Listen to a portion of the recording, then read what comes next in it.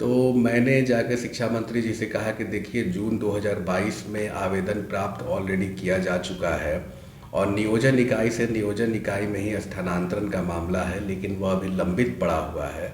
और हमने उनसे आग्रह भी किया कि आप यथाशीघ्र जो है जितने लोगों ने आवेदन दिया है उन सारे शिक्षक साथियों का ऐच्छिक स्थानांतरण किया जाए, ताकि उनकी जो मूलभूत समस्याएं हैं, जो काफ़ी दूर से उनको विद्यालय जाना पड़ रहा है, वह समस्या उनका दूर हो पाए।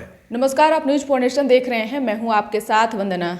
दिवंगत केदारनाथ पांडे के सुपुत्र आनंद पुष्कर एमएलसी चुनाव को लेकर क्षेत्र में घूम रहे हैं और जो चुनौतियां हैं उन सब चीज़ों को भी वो आकलन कर रहे हैं। इस वक्त हमारे साथ बात करने के लिए हैं और इनसे जुड़ेंगे और जानेंगे कि जब आप क्षेत्र में जा रहे हैं तो वहाँ पे किस तरह की चुनौती जो है वो आपको सामना करना पड़ रहा है। क्या लगता है कि आगे चल करके ये उसका निर्वहन कैसे करेंगे?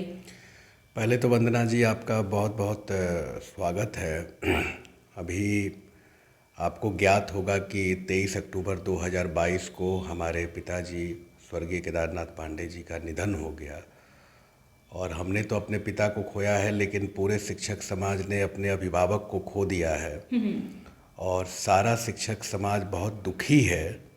इस घटना के बाद सारे लोग दुखी थे और सारे शिक्षक साथियों ने मुझे कहा कि आपको चुनाव लड़ना चाहिए, आपको आना चाहिए, क्योंकि आप सारी समस्याओं को भली भांति जानते हैं।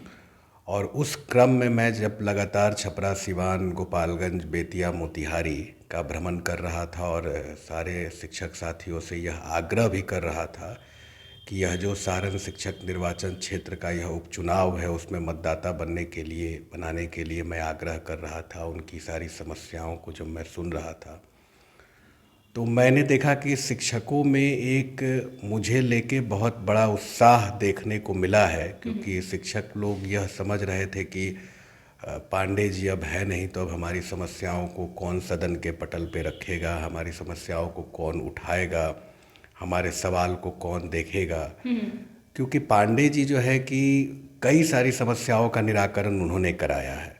जैसे हम लोग कुछ चर्चा करना चाहते हैं कि हमारे नए जो शिक्षक साथी हैं उनको सेवा शर्त नियमावली उन्होंने बनाई। सेवा शर्त नियमावली के बाद जो है कि उन्होंने 15% उनके वेतन में इजाफा भी कराया और उनको जो है कि ईपीएफ की सुविधा भी प्रोवाइड की और उनके लिए बहुत सारे काम उन्होंने किया है। अधूरे काम कौन कौन से हैं? अधूरे काम उनके रह गए थे कि जब सरकार 2017 में एक प्लान बनाई थी, लॉन्ग टर्म प्लान, उसमें सरकार ने यह कहा था कि मैं नियोजित शिक्षकों को पंचायती राज व्यवस्था से अलग करके उनको राज्यकर्मी का दर्जा दूंगा।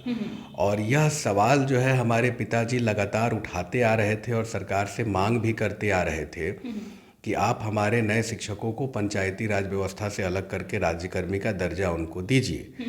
माननीय मुख्यमंत्री जी ने 2020 में यह 15% शिक्षकों की वेतन की बढ़ोतरी का इजाफा भी किया था और माननीय मुख्यमंत्री जी ने ही नए शिक्षकों को दिया भी है। जो भी मिला है उनके द्वारा ही मिला है।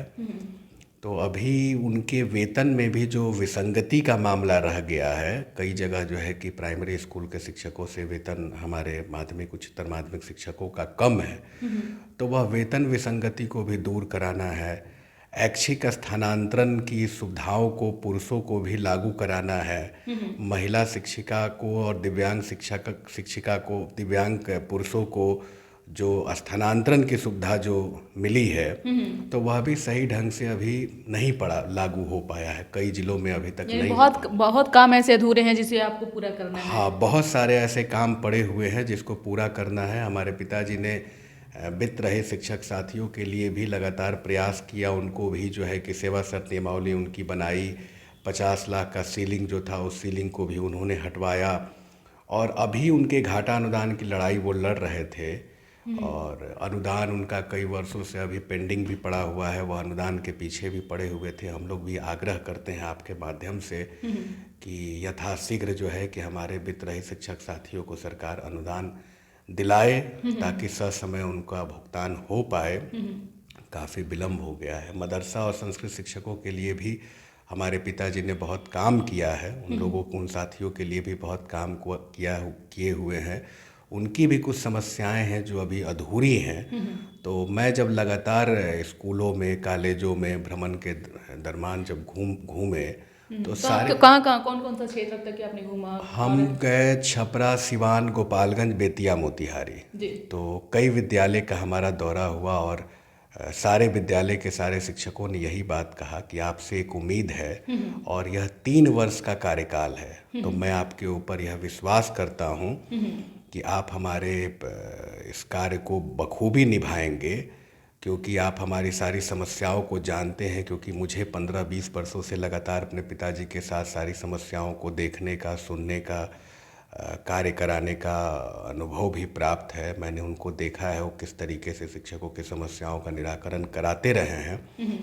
तो यही विश्वास और यही भरोसा हमारे। आनंद पुष्कर जी, जो आप लड़ाई लड़ने जा रहे हैं वो कोई छोटी मोटी लड़ाई नहीं है, ये बहुत बड़ी लड़ाई है। क्योंकि आए दिन शिक्षकों के साथ साथ जो शिक्षक से मतलब शिक्षा से रिलेटेड जो भी चीज़ें हैं, वो समस्याएं जो है दिन प्रतिदिन बढ़ती जा रही है। अब ऐसे में आपके पिताजी भी नहीं हैं जो कि आपको मार्गदर्शन भी कर सकें। अब वो दिवंगत हो चुके हैं। तो ऐसे में उन चुनौतियों को कैसे देख रहे हैं, उस चुनौतियों को कैसे सामना करेंगे आप? देखिए, हमारे पिताजी लगातार इस बातों को कहते आ रहे थे कि शिक्षक समाज जो है कि आपका परिवार है, वो मेरा भी परिवार है, आपका भी परिवार है। और कोई भी शिक्षक की समस्या अगर होगी तो मेरे आत्मा को बहुत ज़्यादा दर्द होगा।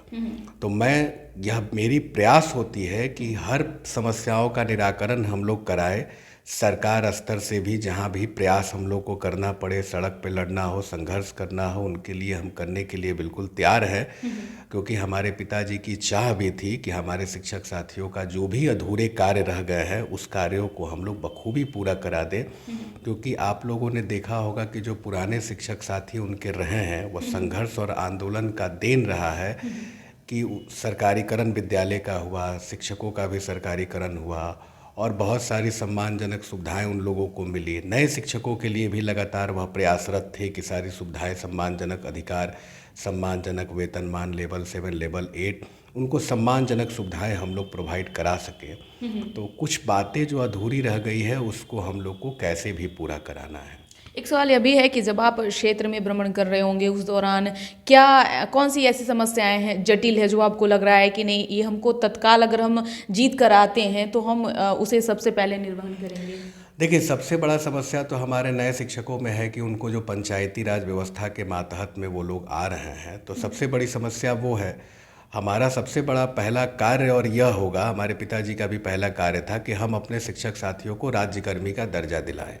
राज्यकर्मी का दर्जा मिलने से उनकी सारी समस्याओं का निराकरण हो जाएगा और वह एक सरकारी शिक्षक के रूप में भी आ जाएंगे। इसलिए हम लोग माननीय मुख्यमंत्री जी से और सब लोगों से यह हम लोग का आग्रह भी है कि हमारे नए शिक्षक साथियों को राज्यकर्मी का दर्जा दिया जाए। बिल्कुल। लगातार जो अब आप भ्रमण भ्रमण कर रहे हैं, उस दौरान जो भी समस्याएं हो रही है वो आप शिक्षा विभाग को भी आप बखूबी जो है वो उन सब चीज़ों से अवगत भी करा रहे हैं। ऐसे में एक सवाल यह है कि ऐसी कौन सी ऐसी चीज़ें हैं आपके पिताजी का जो कि वो सबसे ज़्यादा खास लगा हो और सबसे ज़्यादा वो प्रेरित किया हो अब तक?